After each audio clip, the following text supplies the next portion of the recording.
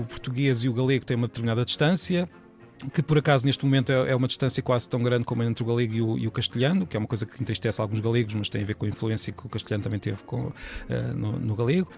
Nós conseguimos dizer alguma coisa sobre palavras das línguas pré-romanas? Um caso é o manteiga, mantequilha em espanhol, nas outras línguas é outra coisa completamente diferente, portanto aí temos provavelmente manteiga vem de língua anteriores, temos palavras de origem basca, tudo indica que a palavra esquerda vem do basco, mas há outra que as pessoas até ficam surpreendidas quando eu digo que é um estrangeiro, que é sexo.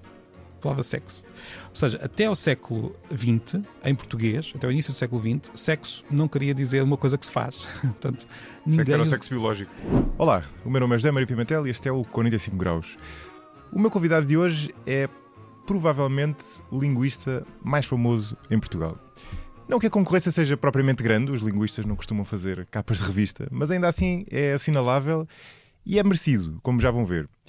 O Marco Neves é professor na nova FCSH e é investigador na área das línguas, literaturas e culturas. É um curioso genuíno desta área, com um saber enciclopédico que já resultou em mais de 15 livros. À data de hoje, talvez entretanto tenha publicado mais algum.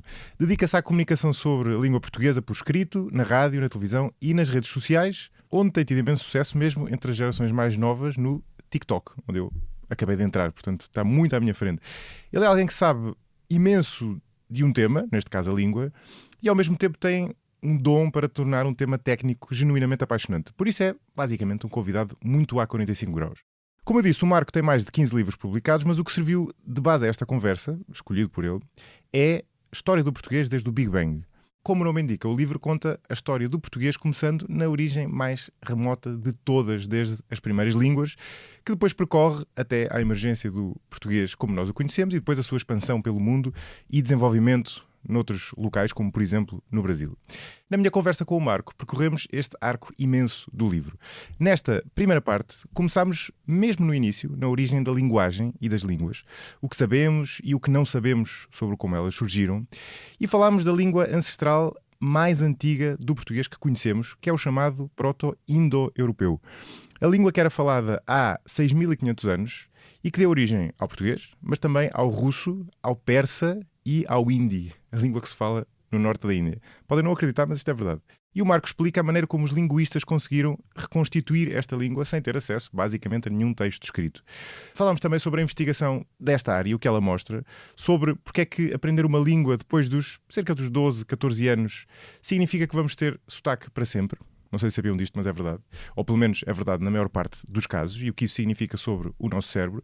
E falámos, entre outros temas, dos paralelos entre a evolução das línguas e a evolução por seleção natural, que já foi aqui tema no podcast várias vezes, e termos como conceito, com um nome um pouco estranho, martelada persa, criado por um linguista desta área e que explica a tendência para algumas línguas para se simplificarem, enquanto outras têm tendência, sobretudo, para se tornar cada vez mais complexas com o passar do tempo. A segunda parte da nossa conversa sai já hoje ao fim da tarde. Nela continuamos esta viagem pela história das línguas até chegarmos ao português e falamos sobre temas como as palavras mais antigas da nossa língua e sobre as diferentes atitudes que existem entre os gramáticos, os linguistas, em relação aos erros da nossa língua. Alguns mais, eu diria, conservadores e outros mais liberais. Antes de vos deixar com o Marco um pedido rápido, aproveitei para lançar um pequeno inquérito aos ouvintes do 45 graus, algo que já fiz no passado, mas já não fazia há muito tempo. O objetivo é perceber melhor quem está desse lado, o que valorizam mais no podcast e também recolher ideias para o futuro, desde convidados a temas até sugestões de melhoria. Prometo que leva apenas alguns minutos a responder, e só respondem ao que quiserem, mas ajudava-me mesmo muito se pudessem fazê-lo. O link está na descrição deste episódio. Obrigado e até à segunda parte, que, como disse, sai hoje ao fim do dia. Até lá.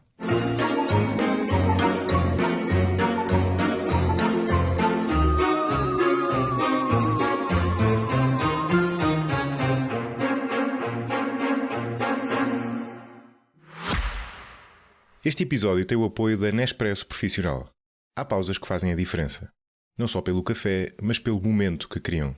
A Nespresso Profissional garante isso. Café de qualidade em cada chávena, máquinas intuitivas e assistência técnica em 24 horas. Para hotéis, restaurantes e escritórios que não abdicam do detalhe. Saiba mais em nespresso.com/pro/pt. Marco, muito bem-vindo ao 45 Graus. Obrigado, é uma honra. Olha, fico contente com isso. Normalmente estou do outro lado, hoje estou aqui Exatamente. a falar. Olha, vamos começar pela história mais remota, o que se calhar para alguns dos teus ouvintes é surpreendente, na série. Eu espero que nós começássemos a falar de palavras específicas do português, mas... Quer dizer, a origem da linguagem? A origem, bem das duas, na verdade. Bem. É que da linguagem nós temos poucas informações, ou seja, há várias ideias, há várias teorias, mas nós não sabemos como é que a linguagem surgiu, não é? Temos, sim, não há fósseis da linguagem. Não há fósseis, não temos gravações, não temos... agora que o corpo humano e que a biologia humana está muito bem... o corpo está muito bem adaptado à nossa linguagem, uma linguagem diferente dos outros animais. Há muitas descobertas, ainda há pouco tempo, descobertas de que os cetáceos, por exemplo, têm formas de linguagem, de comunicação que se aproximam do ser humano, e as pessoas tendem a valorizar muito esta proximidade, mas esquecemos que quase todos os animais têm uma linguagem muito diferente da nossa. Tem uma linguagem que não tem, por exemplo, a possibilidade de... se me perguntassem o que é que distingue a linguagem humana, as línguas humanas, porque a linguagem é mais alargada do que as línguas dos outros, eu diria que há esta característica de termos... Todas as línguas têm isto, um conjunto de sons, tecnicamente fonemas, que podem ser...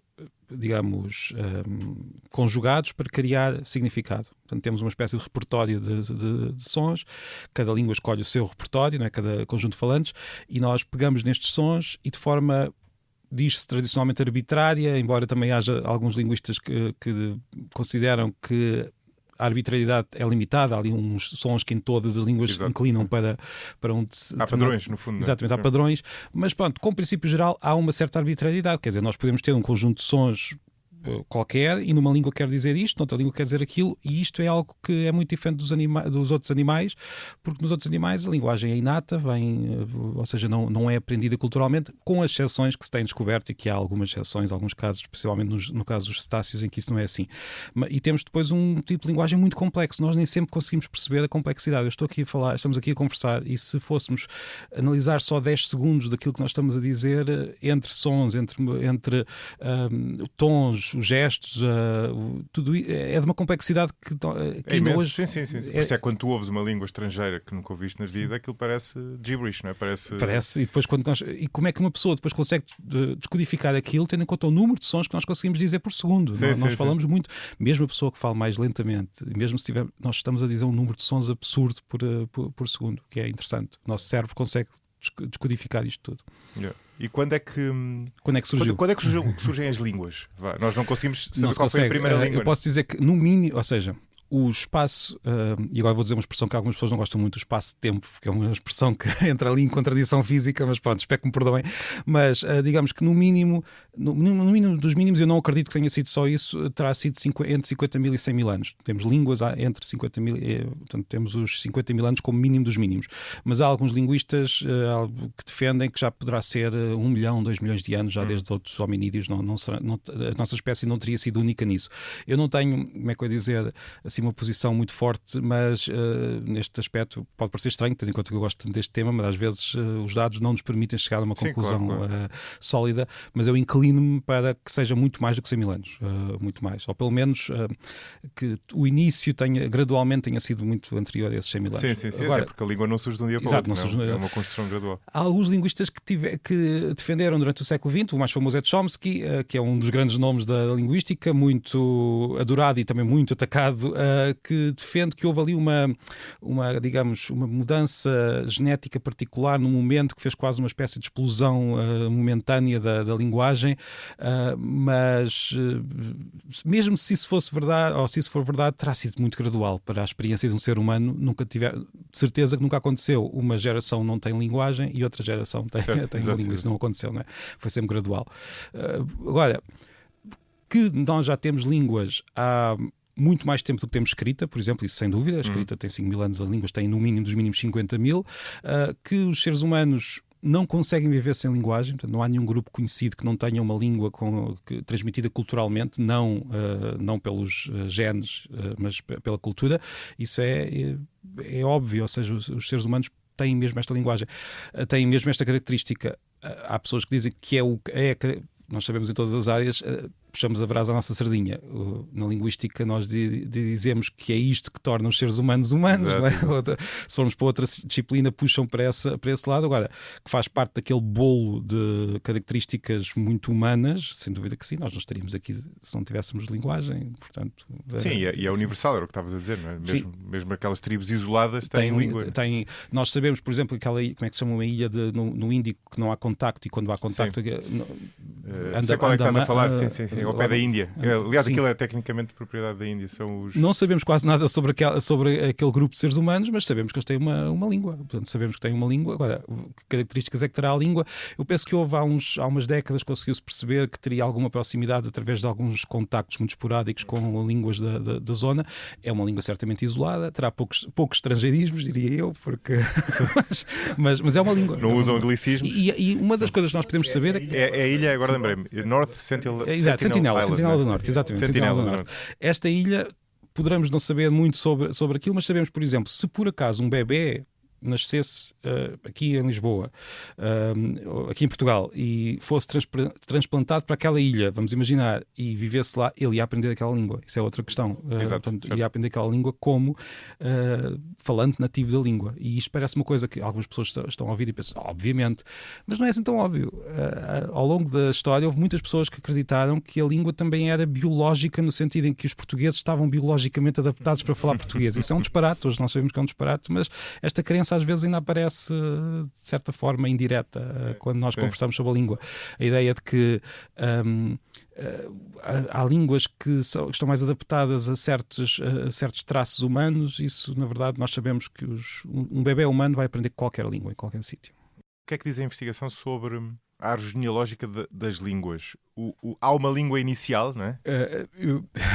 Mais uma vez, nós não sabemos, mas eu diria que pessoalmente aqui inclino muito fortemente para a existência de uma língua inicial que ou pelo menos um conjunto de falares muito próximos que depois terá saído da África. Portanto, digamos, se no mínimo nós temos... Sim, já vinhamos com linguagem da África e portanto exatamente. Portanto, em África, se nós andarmos para trás, se fizermos uma reconstrução quase como se fosse como os físicos fazem a reconstrução para buscar o Big Bang, nós chegamos a um ponto em que, digamos, o número de seres humanos indica que falariam algo muito parecido uns com os outros, ou seja, depois houve uma expansão. Esta expansão já sai de África com línguas, e sabemos disto porque, mais uma vez, não há nenhum grupo de seres humanos sem língua. Portanto, se não fosse o caso, poderia haver um grupo de seres humanos que não tinha língua porque ela teria sido desenvolvida já depois da África. Não sei se isto faz sentido, mas, claro, ou seja, nós temos os aborígenes da Austrália que lá chegaram há muitos milhares de anos. Têm línguas com características,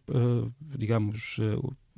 semelhantes com muitas diferenças, mas com aquela existência de sons que são conjugados para criar significados, já lá está.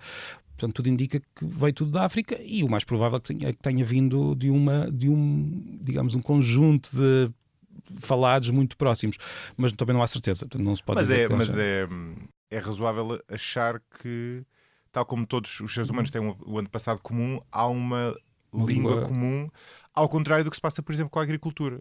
Em que surgiu, ou com a surgiu escrita. Depois, ou com a escrita, justamente.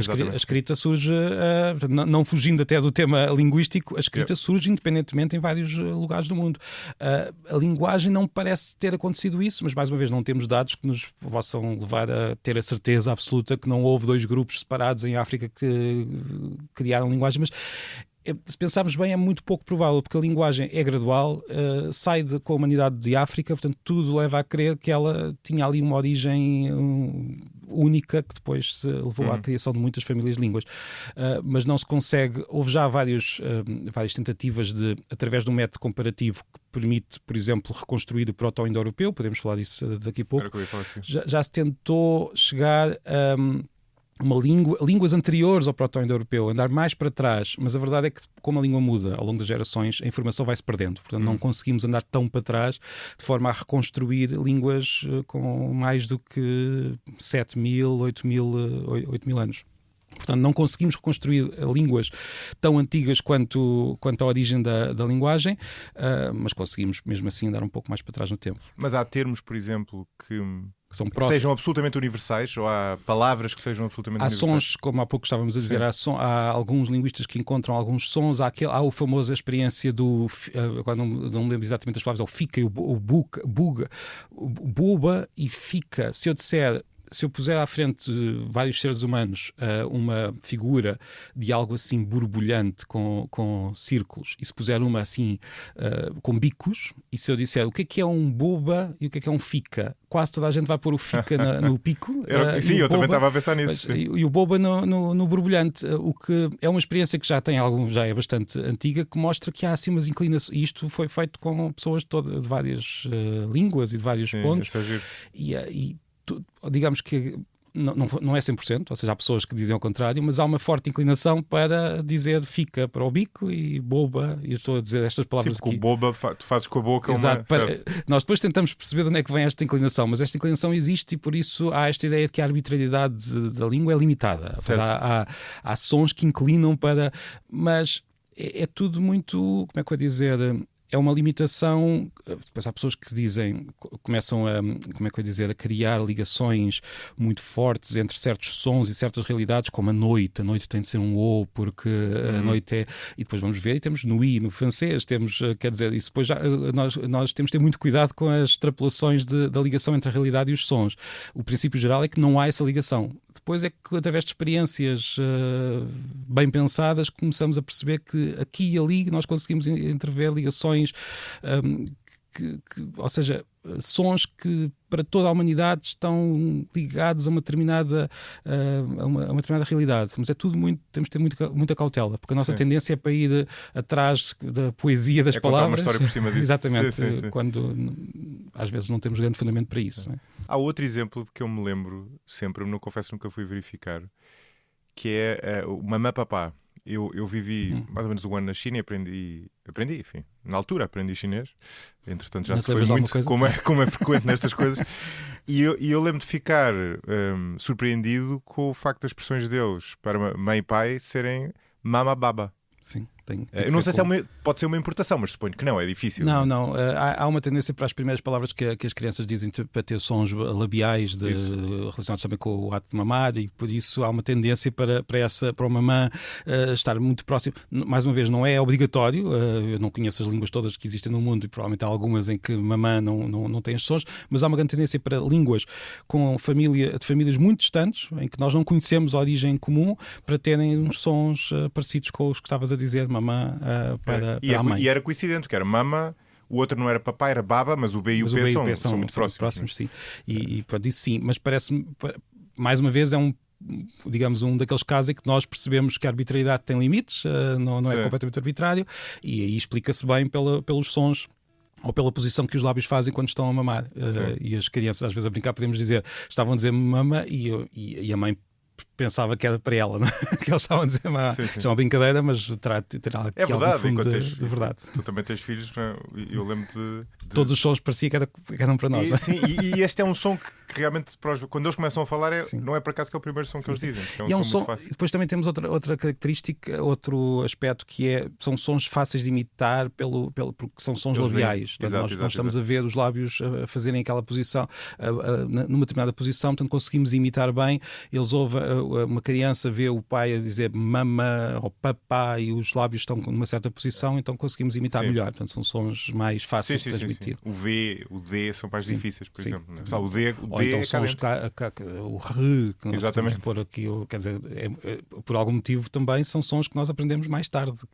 Muitas pessoas têm dificuldade em dizer o R, porque tem a ver com a posição da língua na boca, que não se vê, não é? Portanto, a imitação é mais difícil de fazer. É ultra delicado, não é? Como esta espécie de magia, não é? Nós conseguimos produzir uns sons que nós nem tomamos consciência, mas são... Nós, se pensarmos bem, o que é que nós estamos a fazer quando estamos a emitir um som? Estamos a fazer um gesto com a boca, não é? Um gesto com a língua, com a boca, com a garganta. Gestos que nós não vimos. Ou seja, nós temos de ir aprendendo a reproduzir por tentativa e erro. Portanto, ouvimos o som, fazemos umas coisas parecidas e depois, isto é capaz de ser... Quer dizer, fazemos isto sem pensar. Mas são gestos muito, como é que eu ia dizer, complexos às vezes. Há sons que são o lhe, por exemplo, a forma como a língua se aproxima do céu da boca de uma determinada forma para passar o som, é difícil.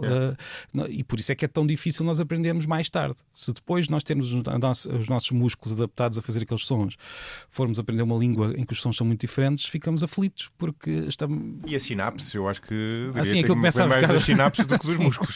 Sim, mas quando eu digo aqui músculos, estou a falar do cérebro, da memória muscular no cérebro, não é? E tanto é assim que nós temos pessoas que podem viver... Como estavas a dizer há pouco, é possível aprender uma língua e esquecê-la, ou esquecer uma grande parte, até a língua materna, a pessoa pode ir esquecendo. Mas os sons é daqueles pontos onde há o famoso caso de Joseph Conrad, o grande escritor inglês, que aprendeu inglês só já com quase 20 anos, salvo erro, e sempre teve sotaque polaco. Ele nunca perdeu o sotaque polaco, apesar de ser um dos grandes escritores da língua inglesa, porque os sons ficaram mesmo bloqueados nas sinapses e não havia nada a fazer para conseguir corrigir isso. Pois é, eu não conhecia o caso dele, mas isso está estudado, que se tu aprenderes a língua depois de uma determinada idade, já não sei que idade é... Ali por volta dos 13, 14, exatamente onde nós costumamos começar a aprender a língua estrangeira, o que é curioso, ou seja, hoje já começamos a aprender inglês no primeiro ciclo, mas até há relativamente pouco tempo nós começámos ali no 5º, 6º ano, depois 7º, que é precisamente a idade onde começamos a perder a capacidade de aprender uma língua estrangeira. Devia ser bem mais cedo, porque é muito mais fácil aprender mais cedo. E agora não sei se ias perguntar ou não porquê, mas eu posso dizer, é que não se sabe exatamente que mecanismo cerebral é que se desliga ou que começa a perder-se nessa... Agora, que é um facto, esse sim, mais do que confirmado, que as crianças têm mais facilidade para aprender línguas, é verdade. E não é... Uma vez tive uma grande discussão com um irmão meu, é uma discussão que nós temos, que ele dizia, mas não pode ser uma questão só cognitiva geral, de aprender, é mais fácil aprender naquelas idades, mas se nós pensarmos bem, há outras áreas do conhecimento que não é mais fácil aprender quando somos crianças. Quer dizer, eu não sei, não sou matemático, mas não me parece que a matemática seja mais fácil de aprender aos 5 anos. E uma língua é mais fácil de aprender aos 5 anos. Sim, antigamente havia essa ideia de que tu perdias capacidade de aprender, mas isso tem sido posto em causa. Também, no caso das línguas, não está posto em causa. Agora, também não podemos chegar ao ponto extremo de pensar que a partir de uma certa idade não podemos aprender uma língua. Nós podemos aprender sempre uma língua. Nós teremos é sempre sotaque, eu acho que tem a ver com a questão do sotaque. A parte do sotaque há pessoas que têm capacidade, são pessoas especiais, de aprender um sotaque mais tarde, mas a maior parte das pessoas não. Mas mesmo fora do sotaque, é sempre mais difícil, vai demorar mais tempo aprender uma língua se eu tiver 40 anos do que se tiver 5 anos. Agora, até que ponto é que é mais difícil? Isso depois já é discutível, já depende de muitos outros fatores, até se for preciso das características de facto cognitivas da pessoa, de que língua é, portanto, se for uma língua próxima, se é uma língua distante. Isso, mas, mais uma vez, voltando àquilo que eu disse há pouco, um facto indiscutível é, se eu pegar numa criança na primeira infância e puser numa outra cultura, ela vai aprender aquela língua. Isso não há... Exatamente, qualquer que seja a língua. Sim. Exatamente. E voltando à árvore genealógica das línguas? Das línguas, até chegarmos... Isto vai acabar para quem nos está a ouvir, isto vai acabar no português, pode parecer que não. Ou para lá do português. Ou para lá do português, exatamente. Vamos chegar ao presente. Fazendo... enfim, andando uns milhares de anos depois dessa...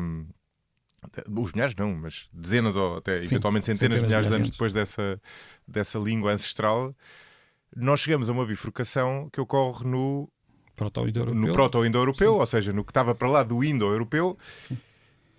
E o indo-europeu, para muitas pessoas que nos estão a ouvir, talvez seja um termo que nunca ouviram ou um termo que não sabem o que significa, e vão ficar, se calhar, surpreendidas de saber que é a língua ancestral de quase todas as línguas europeias. Quase. E de metade da população, ou seja, das línguas faladas por metade da população do mundo. Metade da população mundial. Inclusive do hindi, não é? Do hindi e do persa, por exemplo. E do persa. Que é que talvez a surpreenda mais, porque nós estamos muito agarrados à escrita, compreensivelmente, vivemos numa sociedade com base na escrita. Então nós olhamos para o persa e para o árabe, usam o mesmo sistema de escrita e pensamos, há ali uma ligação. Mas na verdade o persa tem uma ligação muito mais forte com o português do que tem com o árabe no que toca à origem, por estranho que pareça. É mais... Mas desculpa interromper-te, mas eu acho que... Eu não sei, mas acho que... o persa tem essa questão da escrita, não é? Da pessoa se habituar a... Embora realmente sejam... Eles não são árabes, não é? Portanto, não.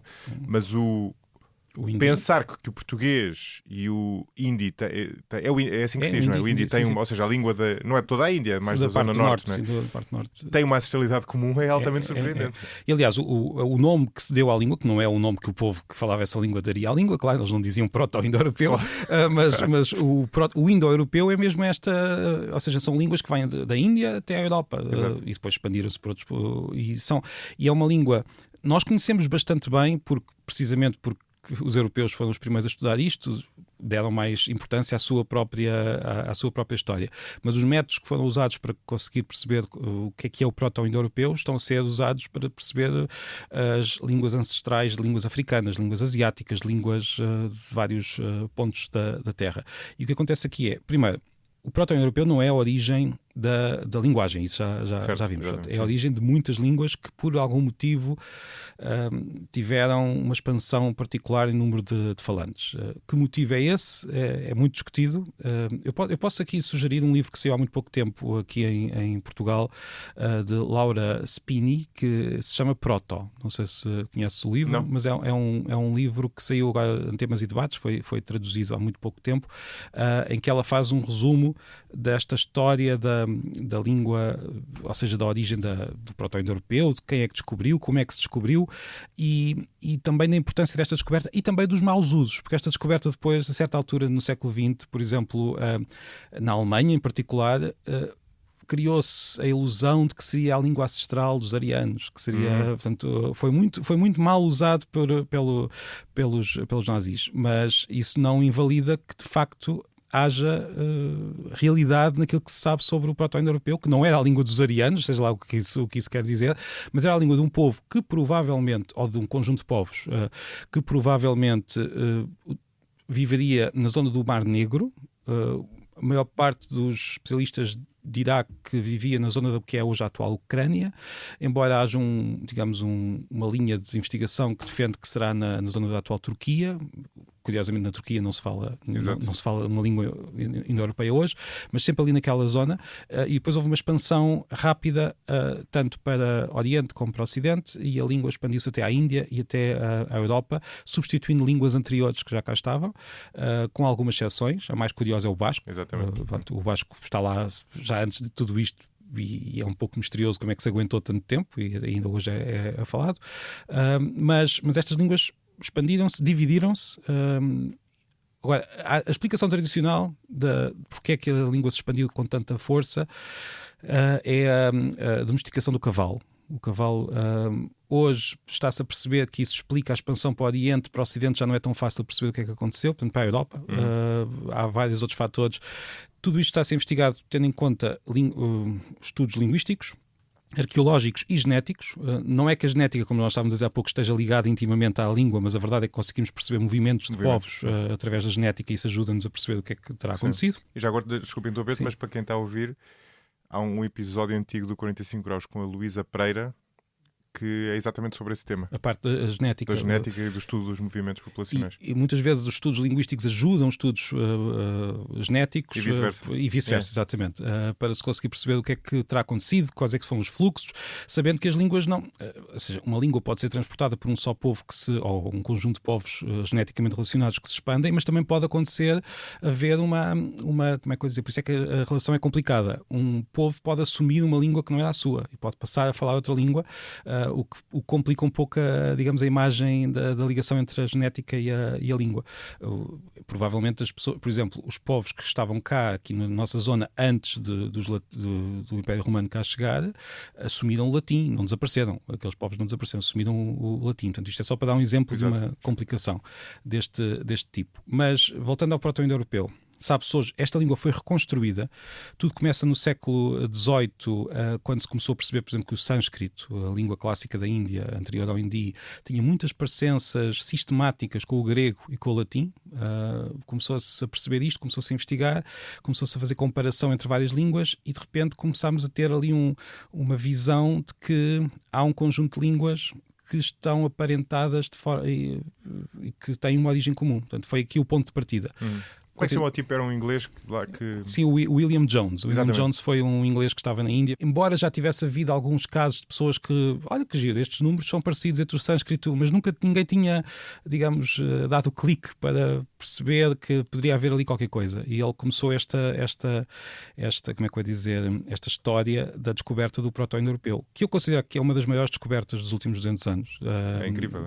Porque nós conseguimos reconstruir uma língua que não tem registros escritos. As pessoas poderão dizer, mas no entanto é uma descoberta que está muito pouco divulgada fora da área das línguas, da linguística, ou, digamos, dos estudos das línguas. É uma descoberta que por vezes é vista com algum ceticismo, que as pessoas, mas como é que é possível reconstruir uma língua que não está escrita? Eu costumo dar fazer uma comparação com as placas tectónicas. Nós conseguimos perceber, através do que temos hoje e através de ver o que é que está por baixo e perceber como é que os mecanismos funcionam, conseguimos perceber como é que estavam os continentes há uns bons milhões de anos. Temos a certeza absoluta, nós não estávamos lá, não é? Mas temos dados muito concretos que nos permitem, no caso do proto-indo-europeu, perceber que esta língua existiu e que tinha características que podem ser discutíveis, mas que podem ser reconstruídas com maior ou menor exatidão. E há ainda casos curiosos ou seja, não querendo agora aqui explicar todos os pormenores do método comparativo, o que eu posso dizer é, o método comparativo tenta ver sons que em línguas diferentes correspondem uns aos outros de forma sistemática. Só para dar um exemplo muito claro, nós sabemos que há muitas palavras que têm um F no início em português, que no espanhol terão uma ausência de som representada com o H. Ferreiro, herrero e por aí fora. Este tipo de correspondências que são sistemáticas, com um trabalho complexo, permitem, principalmente se tivermos mais do que duas línguas, reconstruir o som que estava na base desse. Porque além de serem comparações sistemáticas, os sons também não mudam de forma aleatória. Quer dizer, um R não se transforma em qualquer som. Há sons que... Sim, há sons que são vizinhos, de são certa vizinhos, forma, exatamente. Sim. Quando eu digo vizinhos, não é no alfabeto, claro, mas sim nos gestos que nós fazemos com a boca. Portanto, é possível, juntando isto tudo, conseguir reconstruir o que estava antes de determinado som. O que é que pode... Desculpe, mas no fundo que som é que pode ter dado simultaneamente origem ao F e ao H? E ao H, ou, neste caso a ausência de som, pode parecer estranho, mas a ausência ali está a representar algo que existia antes. Esse é um caso.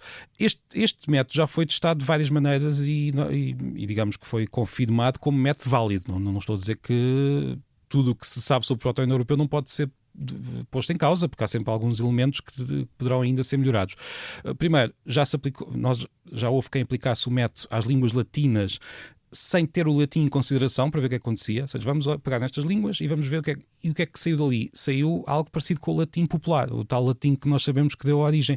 Não é exatamente igual, ou seja, há pontos em que nós podemos, mas é possível reconstruir. Também já aconteceu haver sons que foram previstos pelo método comparativo e que foram depois descobertos em inscrições que só foram, ou seja, por exemplo, o hitita, que é uma língua antiga que foi descoberta no século XX, que tinha, digamos, símbolos que representavam consoantes que já tinham sido previstas antes pelo método comparativo. Portanto, nós conseguimos ter alguma confiança de que aquele método é válido e que nós conseguimos reconstruir o proto-indo-europeu. Este ceticismo, eu acho que tem mais que ver com como é que eu dizer? Primeiro, com o facto de ser algo espantoso. Quer dizer, nós conseguimos reconstruir uma língua que se falava há 6.500 anos, quando a escrita, nessa altura, não tinha sido ainda inventada. E depois porque é pouco conhecido. Ou seja, as placas tectónicas eu dou na escola. O proto-indo-europeu dá-se assim de uma forma muito... Se algum professor português... por acaso agora não quer dizer que nunca se dá. Eu imagino que haja professores portugueses que referem isto, mas não, quer dizer, não se vai assim tão atrás. E culturalmente parece uma coisa tão distante, não era? Como dizer que o chinês tinha uma facilidade comum com o português, quer dizer, parece uma língua... É verdade, e nós aqui temos... o que é que o proto-indo-europeu deu origem às línguas eslavas, ao russo, ao ucraniano, ao bielorrusso, deu origem às línguas bálticas, que aliás têm uma relação mais próxima com as eslavas do que com as outras, ao grego, ao persa, ao hindi, e a todas as línguas associadas, deu origem às línguas germânicas, portanto ao inglês, ao sueco, ao islandês, ao alemão e por aí fora, deu origem às línguas celtas, que normalmente são vistas como línguas muito exóticas e muito diferentes e têm a mesma origem do proto-indo-europeu, deu origem às línguas latinas, claro, portanto ao albanês, ao arménio, são 10 grupos, assim muito de forma genérica, são 10 grupos de línguas e por isso é verdade, o português tem a mesma origem que o russo e que o persa, e isso é difícil de acreditar, mas se nós... O português, como é uma língua latina, afastou-se de uma determinada forma dessa língua original, mas nós conseguimos, por exemplo, ver claramente ligações entre o inglês e o persa, até com palavras muito comuns. Por exemplo, em persa, a palavra para filha, que eu não sei persa, portanto espero que não dizer isto de forma muito má, é algo como dochter. Irmão é algo como baradar. E podia continuar aqui a dar mais exemplos, e as pessoas pensam, se calhar foi uma importação.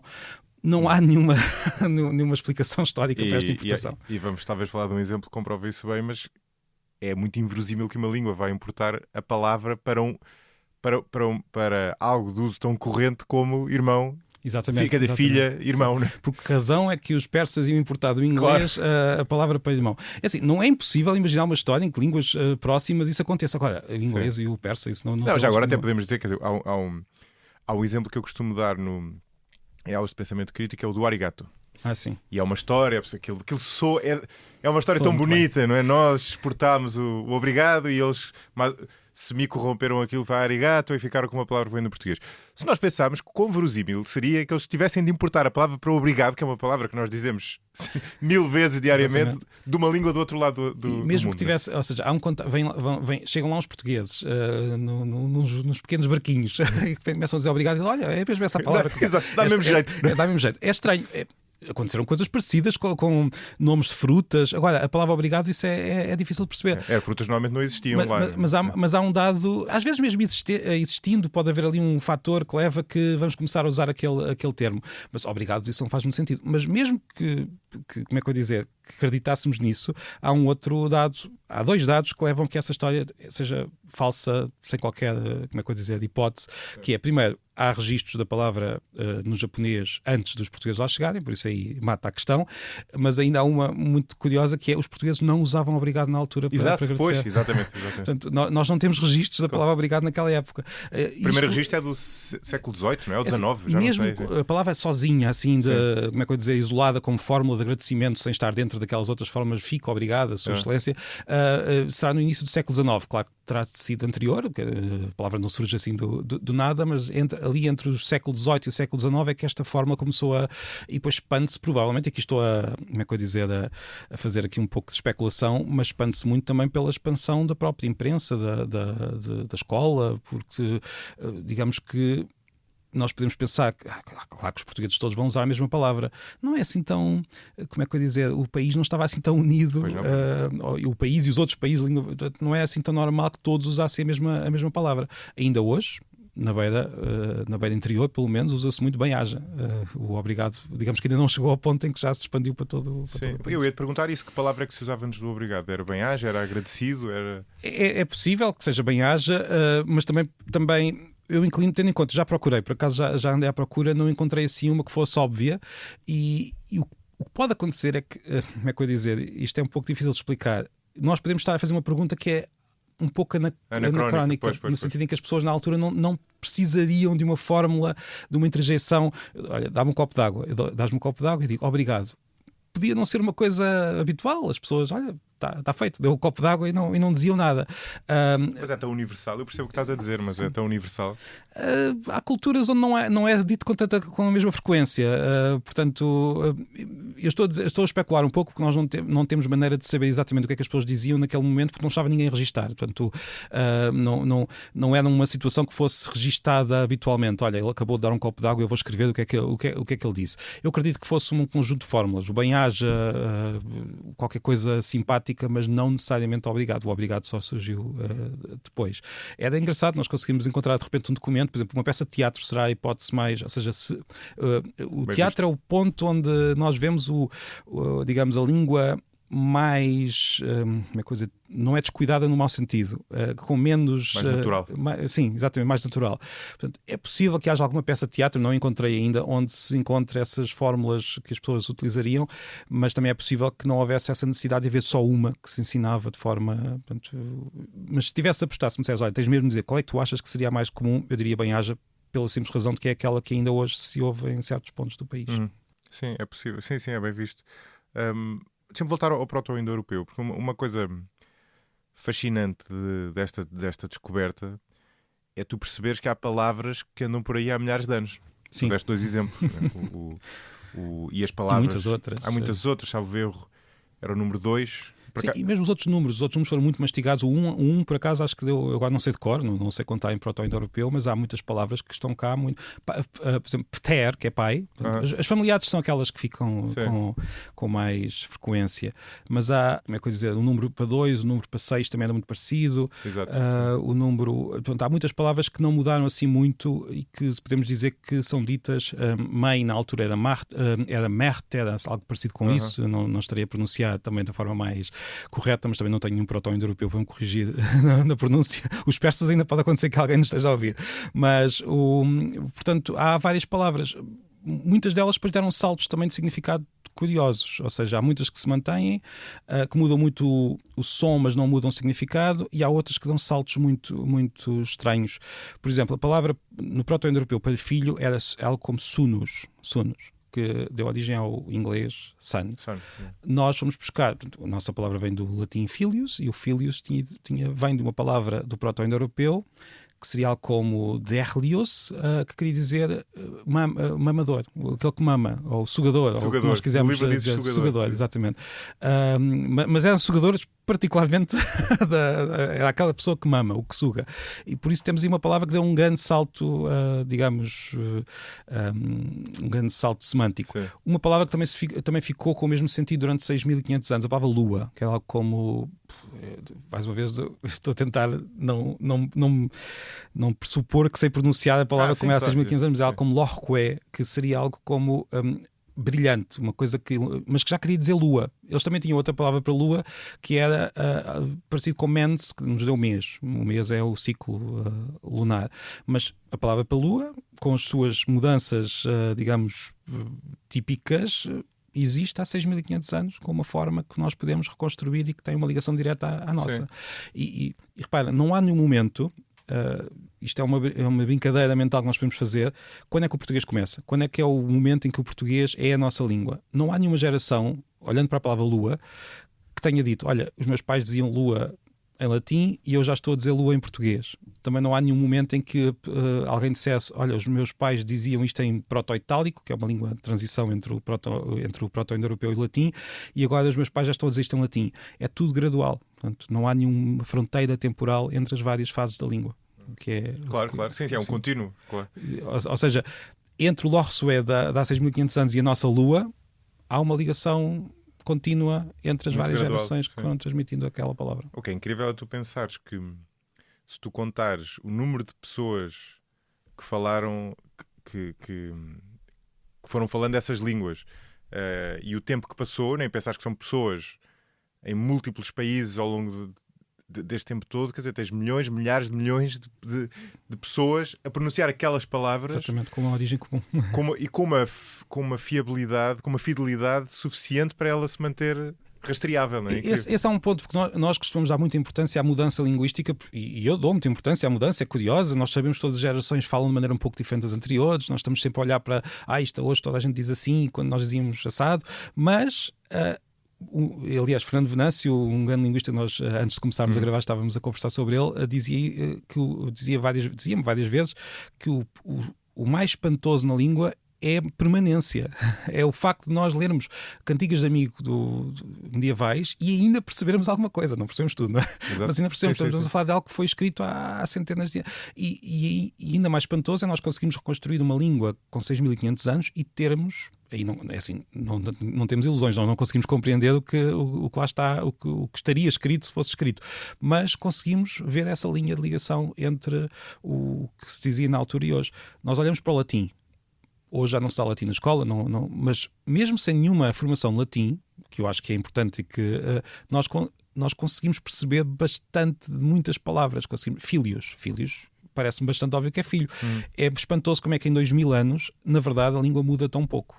É ao contrário. Como é que nós conseguimos como é que nós conseguimos ter informação suficiente nas várias línguas para reconstruir uma língua com 6.500 anos? Tendo em conta que as gerações passaram, foram muitas gerações, foram gerações que não tinham escrita, também temos de ter isto em conta. Não estamos a falar de pessoas que foram para a escola aprender como é que se escrevia, estamos a falar de populações, como estavas a dizer, nestes países, nestes territórios todos, populações que não aprendiam formalmente, aprendiam só a ouvir e mantiveram as línguas ao longo do tempo com mudanças muito, muito graduais. Sim, é incrível, não é?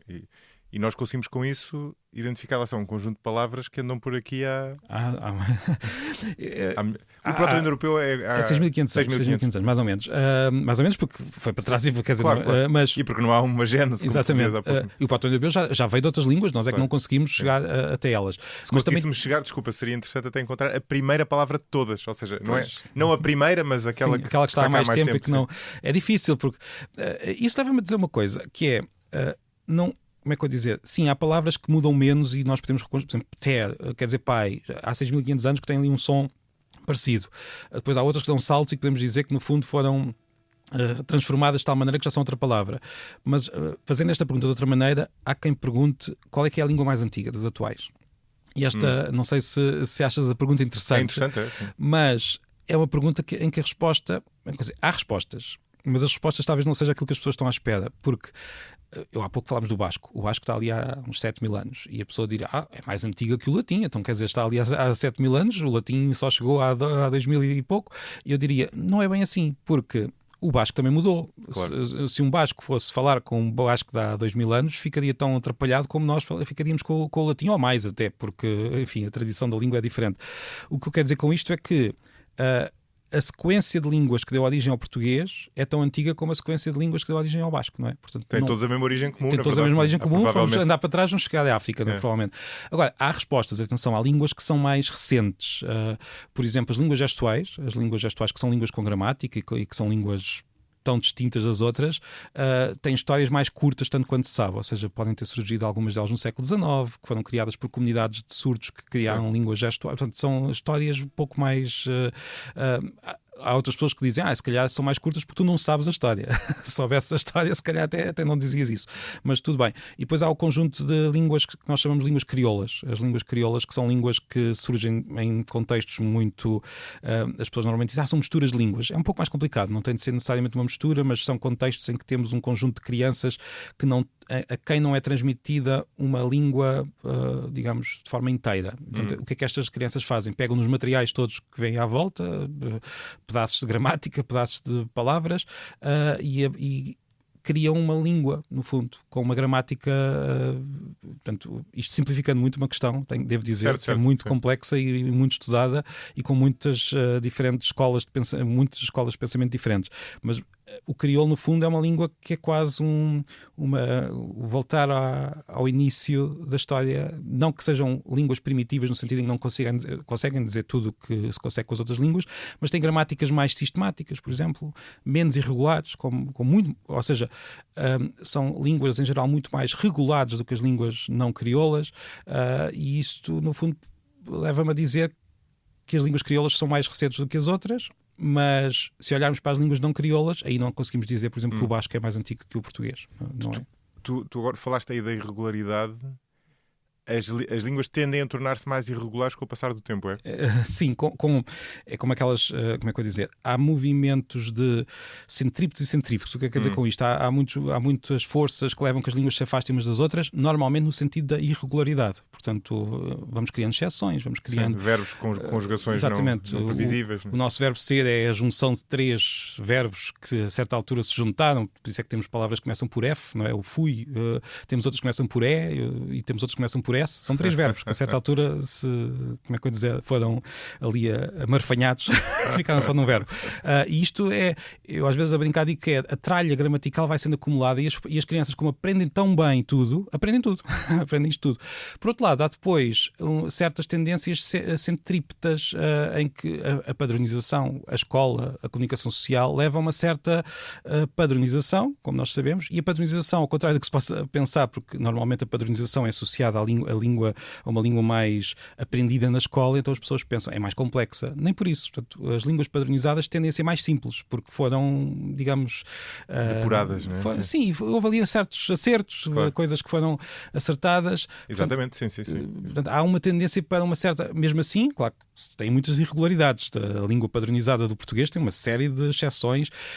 Posso dar um exemplo. Nós todos aprendemos na escola uma regra que eu diria quase uma regra de etiqueta, que quando temos aceitado e aceito, 2 verbos, ou seja, vamos usar o verbo aceitado com o ter e o aceito com o ser. Isto é uma simplificação, na verdade, porque cada verbo teve a sua história e há verbos em que isto acontece, outros não acontece. Depois, quando se chega ao momento em que temos de escrever uma regra, as pessoas, vamos arrumar isto um bocadinho. Portanto, a tendência é para simplificar certos aspectos. Os linguistas chegaram lá e tentaram dar ordem a uma coisa tentaram dar uma ordem, uma coisa que não era caótica, a língua não é caótica, a língua, como é que eu ia dizer, tem regras. Essas regras são muito mais complexas do que aquelas que nós conseguimos absorver, digamos assim. Muitas vezes coisas que nós dizemos, isto é um erro, se formos a ver bem, acabam por ser simplesmente uma exceção a uma regra que já está ali há não sei quantos séculos e que nós, ao interpretar como erro, estamos a simplificar, estamos a padronizar, no fundo. Portanto, mas ou seja, não havendo estes movimentos de padronização, que são relativamente recentes, a tendência das línguas é para se complicarem, para ficarem mais complexas. E é contrário àquilo que nós temos na cabeça, porque a nossa ideia é, se eu for encontrar um povo qualquer isolado, a língua dele vai ser simples. Uma coisa primitiva, e depois os antropólogos e os linguistas chegam lá e são coisas absurdamente complexas, com não sei quantas exceções e com não sei quantas... E as palavras com não sei quantos géneros. Exatamente, é isso mesmo. Sim. Há outra força centrípeta, ou seja, no sentido da simplificação, que eu apanhei no teu livro e depois descobri que existe investigação sobre isso, que é se a língua... Aliás, este caso das tribos isoladas mostra isso, pelo contrário. Quanto mais exposta tiver a língua, mais ela tenderá para a padronização, porque precisa que muitas pessoas a falem, e pessoas cuja língua mãe se calhar é uma língua diferente, então é preciso dar-lhe alguma previsibilidade. Há um linguista dos Estados Unidos muito famoso, que é o John McWhorter. É famoso principalmente pelo seu trabalho de divulgação, mas ele também faz muita investigação principalmente na área das línguas crioulas, por acaso. Isto não tem a ver com as línguas crioulas, mas ele a certa altura chama a este fenómeno que estavas a dizer a martelada persa. O que é que isto quer dizer? O persa é falado no Irão, como nós sabemos, mas também no Afeganistão, com o nome Dari, e no Tajiquistão. Olha, nós sabemos que o Irão, a Pérsia, foi um grande império que se expandiu e que teve muita importância. O persa foi uma língua imperial, uma língua transmitida a não sei quantos povos, que aprendiam a língua como adultos. O Dari, que é o persa, mas do Afeganistão, não passou por isto. Então, é quase uma experiência laboratorial de o que é que acontece a uma língua quando se torna uma língua imperial, e o Dari é mais complexo, tem mais exceções, tem mais... o persa parece o que ele chama martelada persa é, a partir do momento em que a língua se torna uma língua imperial, tende a padronizar-se, tem de ser ensinada, então há ali uma espécie de encaixar a língua num livro de gramática que possa ser ensinado a mais pessoas, e ela tende a simplificar-se nesse momento. Portanto, há este ponto que se vê em certas características do inglês também. Eu não diria que o inglês é mais simples, mas tem um certo... Como é que eu dizer, o sistema verbal foi digamos, mastigado. No caso do inglês, a questão foi principalmente a invasão dos vikings, portanto, os vikings que foram para o que é hoje o reino, portanto, para a Grã-Bretanha, para a ilha, em grande número, e tiveram de aprender inglês como adultos. Eles tinham a sua língua, mas quiseram aprender inglês. A língua é germânica, mas suficientemente diferente para terem de aprender, e ao aprenderem a língua como adultos, o inglês levou uma martelada persa, digamos, ou seja, foi simplificado, os casos desapareceram, o género desapareceu. Foram os vikings que... o inglês tinha género? O inglês tinha género, masculino, feminino, portanto, uma mesa tinha de ter um género, engraçado, não sabia. A porta tinha de ter um género, não sei qual é que era o género da porta, claro. E foram os vikings que limparam isto tudo, porque aprenderam, ou seja, eles eram muitos, aprenderam inglês como adultos e depois acabaram por expandir este inglês mastigado, que acabou por ser foi uma primeira fase de transformação do inglês. A segunda foi com os normandos, que invadiram a Grã-Bretanha. A história do inglês é muito interessante. E eles levaram não sei quantas palavras. Exato, levaram muitas palavras, não transformaram tanta gramática, mas nós hoje, se olharmos para o inglês dos dias de hoje e se olharmos para o antigo inglês, para o Old English, temos uma língua que parece... não temos aquela sensação que eu estava a dizer há pouco de olharmos para as línguas, as cantigas de amigo e percebermos alguma coisa. Os ingleses não têm essa sensação. Foi uma língua que foi mais massacrada, digamos assim, do que a nossa. Aliás, tu tens uns gráficos no livro baseados no trabalho já não sei de quem, um tipo com nome espanhol, e que mostram a distância como é que se chama? Pichel. Bem, se ele te ouvisse dizer que tinha um nome espanhol, ficava muito triste, porque ele é daqueles galegos que gostam de sublinhar. Sim, é o José Ramon Pichel. Ele escreve Ramon com M à portuguesa, e ele fez uma investigação em que eu participei de forma, digamos, muito secundária. Portanto, ele era sem dúvida o investigador principal, em que ele tentou criar, através de um processo não foi o único, esta equipa não foi a única que fez coisas destas, mas tentava medir a distância entre línguas usando um método, ou seja, uma medida, a perplexity, em que se faz comparação de corpos linguísticos de várias épocas para se conseguir perceber a distância entre isto só na escrita. Isto é uma limitação muito forte, eu tenho de sublinhar isto. Nós estamos a medir a escrita. Exato. E a escrita nós já sabemos que tem características muito diferentes da oralidade. E o que ele descobriu, por exemplo, é que o inglês tem uma distância em relação à língua medieval muito superior à que nós temos na nossa língua. Descobriu coisas como o português e o galego têm uma determinada distância, que por acaso neste momento é uma distância quase tão grande como entre o galego e o castelhano, que é uma coisa que entristece alguns galegos, mas tem a ver com a influência que o castelhano também teve no galego. Descobriu coisas, e aqui já estamos a fugir um pouco ao tema que estávamos a falar, mas o português do Brasil e o português de Portugal têm uma determinada distância que está a aumentar ligeiramente, o que não é assim tão... Nós há pouco estávamos a dizer que as línguas tendem a afastar-se, não é? Ou seja, com as tais irregularidades. Mas, pelo que parece, até por investigações semelhantes a essa, e incluindo esta, as línguas europeias, neste momento, estão a aproximar-se. Por influência do inglês, para começar, por influência dos termos técnicos. Como nós usamos termos técnicos muito parecidos, as línguas tendem a aproximar-se um pouco. Portanto, estamos numa fase de... convergência. Exatamente, centrípeta. Digamos que as forças centrípetas estão mais fortes do que as centrífugas. Mas o português de Portugal e o português do Brasil não. Estão-se a afastar ligeiramente. De um ponto de partida de grande proximidade, ao contrário também daquilo que nós reparamos muito nas diferenças, mas a verdade é que o português do Brasil e o português de Portugal estão muito mais próximos, será, do que o português e o castelhano, que são duas línguas...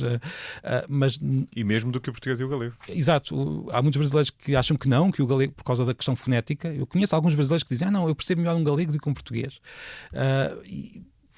São raros os brasileiros que conseguem comparar, porque normalmente não têm contacto com o galego. Mas os que têm dizem, eu até percebo bastante bem aquele galego. Mas isto tem a ver com a fonética, porque a fonética galega, de facto, tem alguns traços parecidos. Agora, se formos ao vocabulário, se formos à gramática, o português do Brasil e o português de Portugal, digamos, na escrita, mais uma vez, na escrita, estão muito mais próximos do que o galego e o português.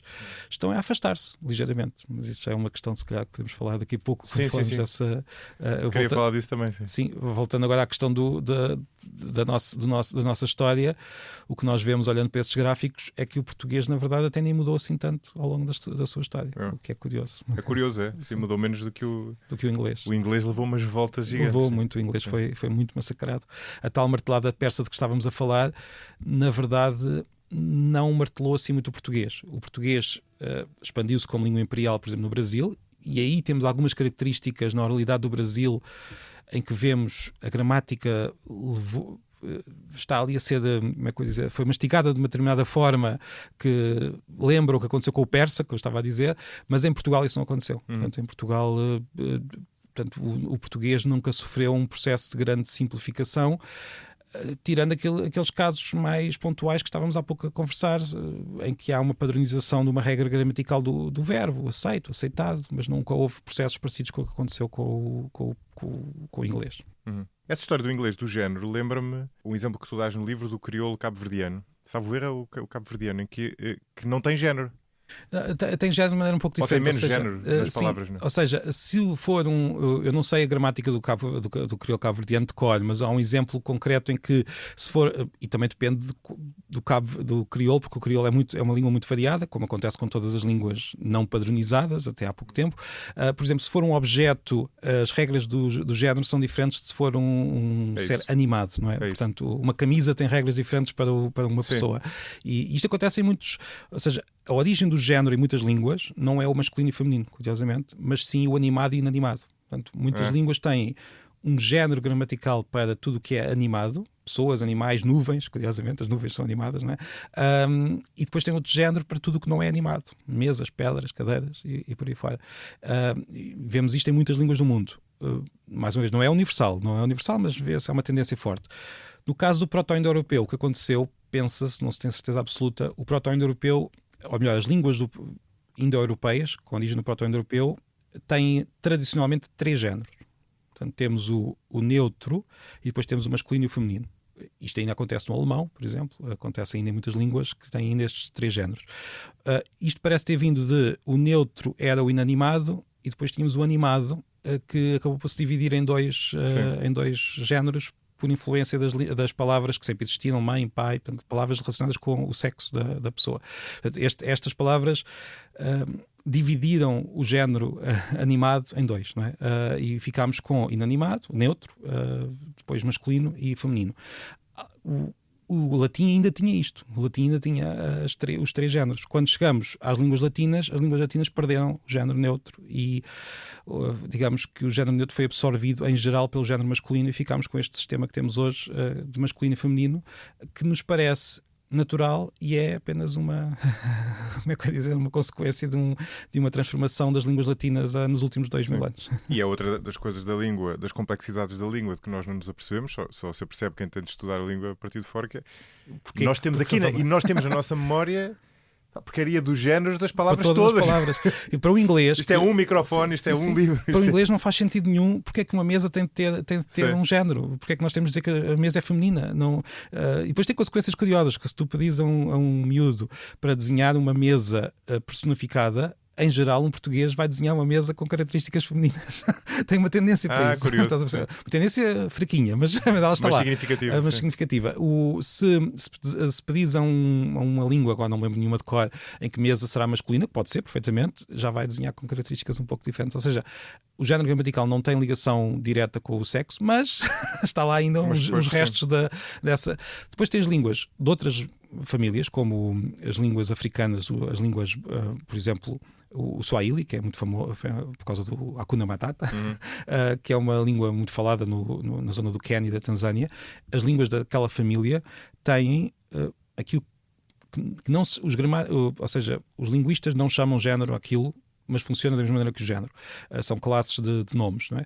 Tem mais de 10. Portanto, tem uma classe para tudo que é animado, depois tem outra classe para tudo que tem como é que eu ia dizer, um limite que é fácil de ver, depois tem uma classe para, sei lá, eu agora não sei de cor, portanto tem muito mais classes de nomes e quais é que são as aplicações? Tal como o masculino e o feminino no português, em geral, leva a que as palavras terminem de uma determinada forma, com muitas exceções, não é? Portanto, a tendência será o masculino com o O, o feminino com o A, uma tendência com muitas exceções. Ali temos, cada classe tem uma letra particular para começar a palavra, depois que muda de forma diferente quando se liga a outras palavras, e é preciso saber qual é a classe do nome para conseguir conjugar bem as frases e para que aquilo funcione.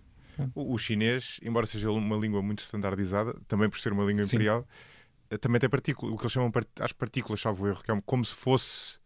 Sim, eu salvo o erro que eles têm, não sei, saberás melhor que eu, porque já aprendeste, tem algo para fazer o plural também, ou seja, para fazer plurais eles precisam de uma palavra para pluralizar. Eu estou a dizer isto sem ter a certeza como é que funciona, que eu nunca aprendi nenhuma língua. Também olha, por acaso já não me lembro. O que eu me lembro, estas partículas têm a ver com o tipo de objeto ou de coisa de que estás a falar. Exato, é isso, mas eu penso... Tem uma que é genérica, que é o ga, iga, ou lianga, qualquer coisa, e depois tem uma, por exemplo, um copo... Uma espécie de cilindro. eBay. O bay era a palavra que se usava. Eu penso que isso é útil por exemplo, para fazer os tais plurais, tu precisas dizer, tal como nós dizemos, um par de calças, um par de cuecas, tu tens de dizer sempre essa partícula para conseguires dizer quantas... Sim, as partículas têm a ver com isso. Sim. Quantas coisas... Uma vez tentaram-me explicar e disseram algo como, é como se, no caso do copo, é como se dissesses, tens 3 cilindros de copo. Ou seja, não é cilindro. Isso, porque tem a ver com a forma visto qual é a forma do objeto. Portanto, é que tens de usar essa tal partícula para fazer os plurais. Isso é outro dos pontos que é muito fascinante nas línguas. Nós há pouco estávamos a falar do que é universal e de que as línguas todas têm sons, mas depois também há coisas que são, como é que eu vou dizer, que variam completamente de família de línguas para família de línguas e que nós achamos que são naturais e que, na verdade, têm que ver com a nossa língua em particular. Isso. Como o género, por exemplo. Sim. O género, se calhar, se perguntares a grande parte dos falantes de português, dirão quase todas as línguas têm 2 géneros, quando na verdade é uma exceção. E isso é uma questão engraçada, porque lá está, o chinês, embora seja mais complexo porque tem mais dessas partículas, desses artigos... O sistema verbal, por exemplo, é mais simples. E estes artigos, na verdade, são muito úteis, porque se eu disser, eu acho que a palavra é bei, já não tenho certeza, mas se eu disser ebay, tu sabes que a seguir vem qualquer coisa meio cilíndrico ou relacionado com um contentor, não é? Visualmente já estás a ver. Visualmente já antecipas, portanto é útil. Agora, o género das palavras... Não tem nenhuma utilidade. É o que é engraçado. Quer dizer, a utilidade, obviamente, quando está relacionado com a pessoa. Quando está, mas nos objetos... Isso lembra-me de uma coisa. Não sei a tal tralha gramatical que ficou de milhares de anos de transformação. E é curioso, porque o processo de evolução das línguas tem, e tu também falas disso no livro, vários paralelos com o processo de evolução por seleção natural, ou seja, tu consegues detectar um padrão e há uma determinada variação que depois é selecionada se for útil para aquela realidade. Mas a questão é o conceito, não sei o que é que ias dizer a seguir, mas o conceito aí é de utilidade. O que é a utilidade de um traço gramatical? As pessoas poderão dizer, será mais lógico, será mais bonito? Na verdade, a utilidade é, isto pode parecer um bocadinho circular, nós temos traços que são assumidos por mais pessoas, tornam-se úteis para comunicar naquele grupo. Não sei, mas pode acontecer que o grupo, por algum motivo, às vezes quase fortuito, escolha outro traço. E eu vou ter de seguir esse traço porque é aquele que o meu grupo me está a dizer. Não sei se isto está a fazer sentido. Ou seja, aqui a utilidade não está ligada a uma característica intrínseca, porque se fosse o caso, as línguas convergiam todas. Não é? Se houvesse um fator externo que dissesse, não, esta forma gramatical é mais lógica e melhor do que aquela, então com o tempo as línguas iam se aproximando, não é? Aquilo é melhor. E no entanto nós não vemos isso. Não é isso que acontece. É um pouco parecido com as espécies também, mas as espécies estão-se a adaptar ao seu ambiente, não é? E nós, enquanto seres humanos, estamos a aprender a língua e a adaptá-la ao nosso ambiente linguístico, que é o grupo.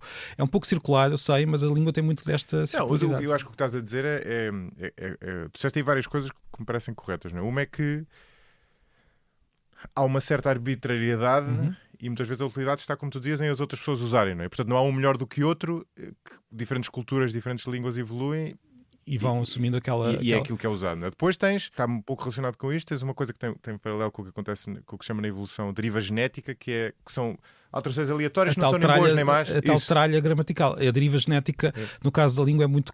Ou seja, é claro que o género... Eu não estou a dizer para nós abolirmos o género do português. Isso não vai acontecer. E seria uma transformação tão radical da língua. Ou seja, eu já não quero usar o género para a mesa. Nem para, e não estamos a falar da questão da linguagem inclusiva, que é uma questão completamente diferente e muito complexa socialmente. Eu estou a falar mesmo de... Olha, não vale a pena. Porque é que nós estamos todas as gerações estão a aprender este traço? Na verdade, isso seria mais complicado, porque, como é que eu ia dizer, o próprio facto da língua ter ido por este caminho cria... Era isso que eu ia dizer há bocado. Era isso exatamente que eu ia dizer há bocado. É que há algo que acontece na evolução e que eu lembro foi que o Paulo Gamamota que falou disse aqui no podcast a primeira vez, já há montes de episódios, e é uma analogia, salvo erro, do Stephen Jay Gould, que era um biólogo evolucionista, e ele dizia que embora a evolução evolua por seleção natural e, portanto, tu selecionas as características que são adaptadas a cada ambiente, nem todas as espécies, em todos os momentos, têm disponíveis todos os caminhos. Eu acho que a analogia que ele usava era como se fosse uma paisagem com montanhas, não é? Tu, quando estás a meio da montanha, tu podes subir ou podes descer, mas não podes ir para a montanha do lado. Sim. E parece-me que algo análogo acontece com a língua. Sem dúvida. O género foi útil no início, depois seguiu por aquele caminho. E agora nós já não conseguimos voltar atrás. Sim, e nós podemos dizer, se fosse uma língua planeada, porque isso é outra questão muito importante das línguas. Não são planeadas, tal como a evolução também não é planeada. Portanto, as línguas são processos naturais, não planeados. Naturais, eu sei que esta palavra pode parecer um pouco estranha aqui, não é? Porque estamos a falar de seres humanos, mas são naturais nesse sentido, ou seja, espontâneos, autorregulados. E mais uma vez também ou seja, as línguas são sistemas espontâneos, autorregulados, o que parece uma coisa contrária àquilo que as pessoas têm na cabeça, porque para nós, porque pensámos na língua pela primeira vez na escola, em que um professor estava a ensinar-nos de forma muito pouco espontânea a escrever e a usar a língua e a regular de forma muito pouco autorregulada, a nossa imagem é que a língua é algo planeado, que está bem previsto e que depois é-nos transmitida de forma consciente. Mas esquecemos, quando chegamos à escola já temos a gramática toda na cabeça. A gramática, ou seja, o bolo gramatical já está na nossa cabeça. Os professores vão ensinar a escrever e vão ensinar ali a afinar umas coisitas. E vão afinar umas quantas coisas, vão-nos ensinar a falar em público, se tudo correr bem, a ensinar o que é a literatura, enfim, há muita coisa, mas na língua materna não estão a ensinar a língua materna, estão a ensinar aspectos relativamente superficiais da língua. Portanto, o sistema que nos foi transmitido, esse sim, ao longo das gerações, foi um sistema que foi sendo criado gradualmente, espontaneamente e de forma autorregulada. E segue, eu posso usar uma analogia que eu acho muito engraçada com um campo relevado em que ninguém pisou aquele campo e nós temos uma série de pessoas deste lado que têm ido trabalhar ao outro lado do campo relevado. Passado uns meses tu tens o campo cheio de caminhos, não é? As pessoas foram por aquele caminho e vais ter muita dificuldade em dizer, olha, agora a partir de agora vamos ali naquele caminho um bocadinho mais ao lado, que faz mais sentido, é mais direto. As pessoas não, vão seguir o caminho que criaram. É um bom exemplo, sim. E no fundo é isso que acontece com a língua, nós vamos sulcando, não é? Os caminhos que vamos criando e claro que depois aquilo, eu estou a aprender português, tenho de saber as regras que foram criadas ao longo destas gerações. Depois posso mudar ali uma coisita ou outra, cada pessoa vai ter o seu caminho um bocadinho diferente, não é exatamente o mesmo que outra pessoa faz, mas se eu de repente quiser fazer outro caminho completamente diferente, não vou conseguir comunicar, não vou conseguir, portanto vamos perder o valor que aquele caminho já criado ao longo das gerações tem. E os caminhos talvez tenham algum padrão, ou seja, talvez não vão... Sim. Por sítios completamente imprevisíveis do terreno, mas tem uma dose de aleatoriedade muito grande. Uma dose de aleatoriedade. Essa parte talvez não seja tão fácil de perceber nesta analogia, e a da evolução eu acho que é muito mais fácil de... Só que a evolução também tem um certo... Como é que eu ia dizer? Eu ao criar esta analogia... Ao usar, porque ela não foi criada... Mas essa é uma boa analogia, eu gosto dessa analogia. Tem esta parte do aleatório que talvez a pessoa... vamos sempre em frente, mas não vamos. Se nós pensarmos, por exemplo, num jardim, e nós temos muitos casos de jardins em que a Câmara Municipal fez ali um caminho particular porque achava que era mais direto. E as pessoas não vão por aquele caminho. Vão fazer outra coisa completamente diferente. No fundo, a Câmara tentou criar uma língua artificial, um esperanto, e as pessoas, não apetece. E criam uma língua natural. Isso é bom exemplo também. E o esperanto, no fundo, foi uma tentativa de olha, vamos todos ser arrumadinhos e vamos todos... e depois as pessoas não foram muito por aí. Exato. Fica por aqui a primeira parte. A segunda parte da nossa conversa sai já hoje ao fim da tarde. Até lá. Este episódio teve a sonoplastia de Hugo Oliveira. Ouça e veja outros podcasts em expresso.pt e acompanhe-me em josemariapimentel.pt ou nas redes sociais. Até ao próximo episódio.